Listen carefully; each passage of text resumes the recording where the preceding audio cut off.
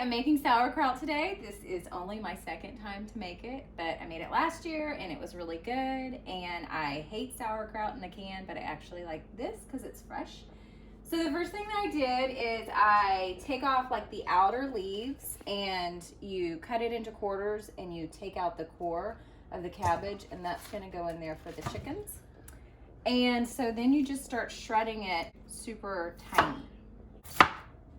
And you'll do the whole cabbage.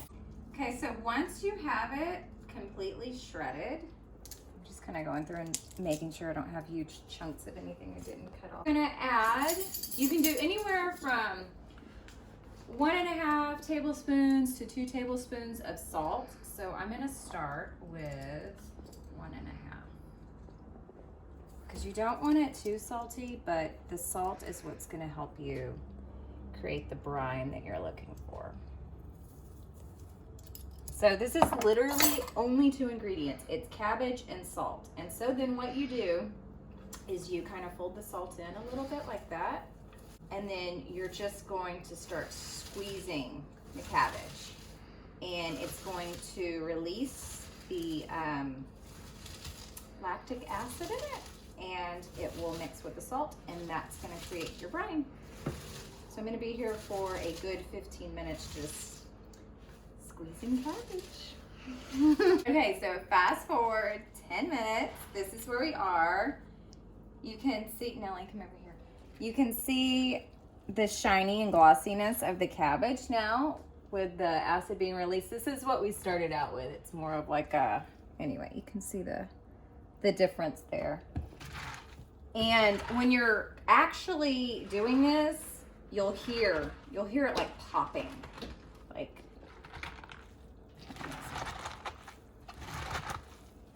And you want to get like what I have in the bottom of the bowl, that's the brine. It's literally just cabbage and salt. Because when you put it in the jars, you're gonna want the brine to cover all of the cabbage. So why do you ferment food?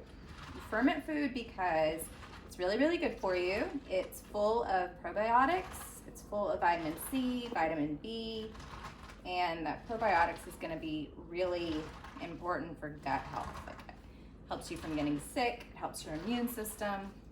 So that's why it's good for you. So one of the things that I got really discouraged about last year when I was doing this is I felt like I was massaging the cabbage for a really long time and I wasn't getting that brine. So I got a potato masher and I just kind of do this with it. And you can actually see the brine coming up. And this is after massaging it for about 15 minutes. But your arms get tired. So this is a good little trick. And then after we put it in the jars, we're gonna pound it in there really good to get a little bit more brine out of there. And I'm actually gonna do 3 different jars because we're gonna do 3 different varieties this year. Kind of play with it and see what we like. So this jar is just gonna be like straight sauerkraut. It's just gonna be the cabbage, the salt, that's it. The other 2, I'm gonna do a garlic and onion, and then I'm gonna do a garlic and onion and jalapeno, kind of keeping in theme with, you know, we have the just pickles, the underground pickle, and the spicy pickle.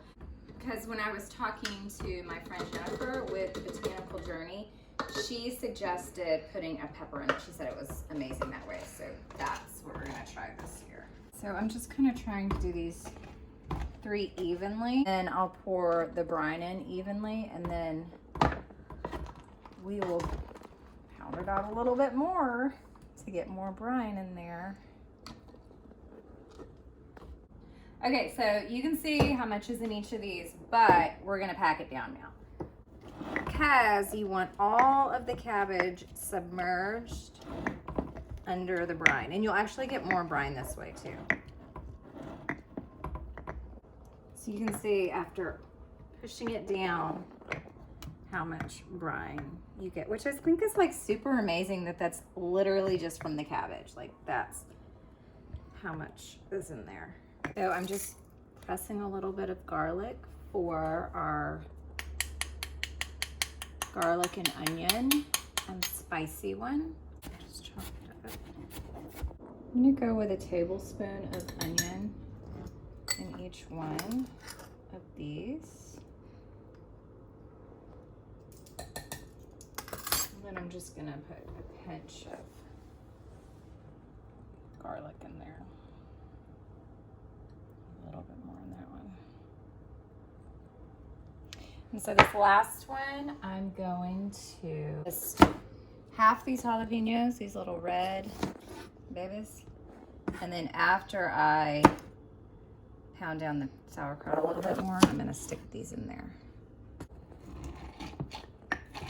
And so you wanna really pack this in there because you really don't want any floaters. What a lot of people do is the cabbage leaves that they took off at the beginning, they'll put it over it to kind of cover it down. You can order glass weights. I don't have glass weights, but I'm gonna show you a super fancy trick that you can do if you forget to order glass weights like I did. And then in this one, I'm gonna put the peppers in there.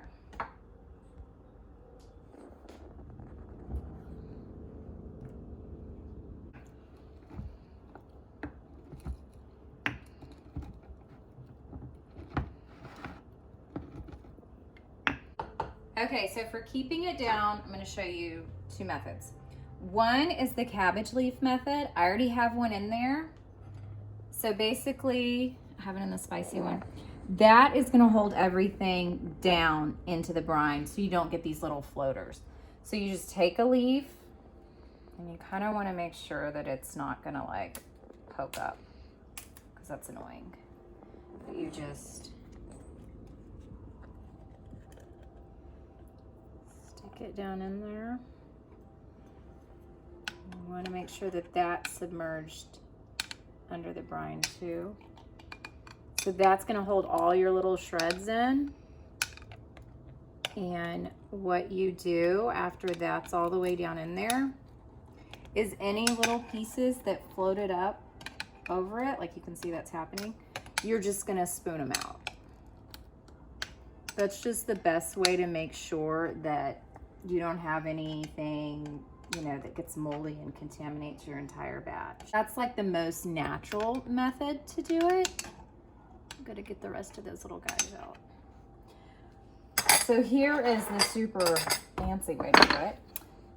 You take a Ziploc bag full of water and you just stuff it down in there. And you have too much water in there. Let me take some water out.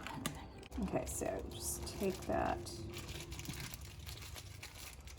Okay, and you see how that brine has come up? There's no little floaters.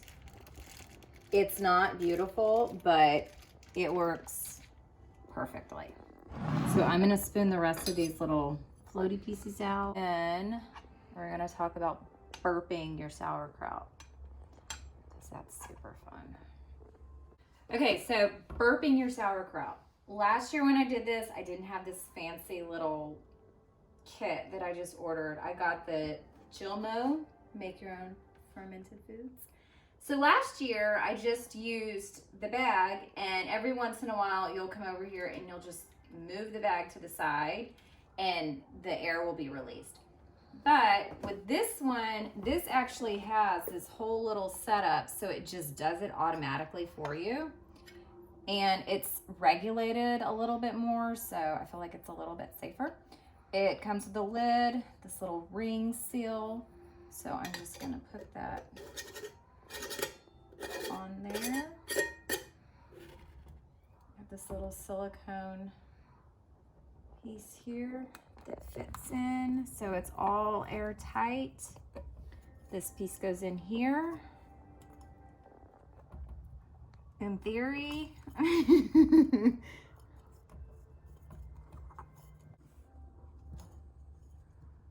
And then, okay. There's a very angry chicken outside. You can hear that. Okay, so now water just goes inside this little chamber here. I'm gonna be sure I'm not getting any inside that middle piece. And then we're gonna put this little top on, because what happens when you're fermenting things is that more and more gases are gonna be forming, and this is going to help release the air in it. So these little caps go on. And then we have our little lid that has little tiny holes in it so the gas can be released.